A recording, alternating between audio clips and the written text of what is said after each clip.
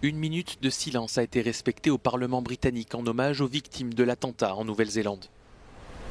Le leader de l'opposition britannique, Jeremy Corbyn, a déposé une gerbe devant la Haute Commission de la Nouvelle-Zélande à Londres.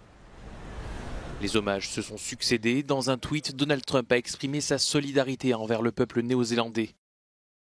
Son secrétaire d'État, Mike Pompeo, s'est exprimé. Les pensées et les prières des Américains vont aux victimes et leurs familles. Les États-Unis condamnent cette attaque haineuse. Nous réaffirmons notre solidarité envers le gouvernement et le peuple néo-zélandais en ces heures sombres. Nous nous tenons prêts à offrir notre aide. En Europe, Angela Merkel a exprimé sa compassion envers le peuple néo-zélandais. C'est une attaque perfide contre des fidèles et leurs lieux de culte. C'est une attaque contre les musulmans. C'est donc une attaque contre la démocratie néo-zélandaise et cette société ouverte et tolérante. Nous partageons ces valeurs avec la Nouvelle-Zélande. Nous partageons la douleur du peuple néo-zélandais et condamnons cet acte terrible.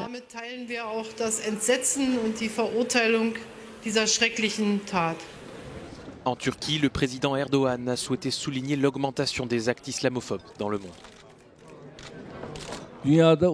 Avec cet attentat, l'hostilité envers l'islam observée dans le monde a franchi les limites du harcèlement individuel pour atteindre le niveau d'une tuerie de masse. Cette attaque a provoqué une vive émotion dans le pays, alors que plusieurs médias turcs rapportent que le tireur a proféré des menaces à l'encontre de la Turquie dans un manifeste publié sur les réseaux sociaux.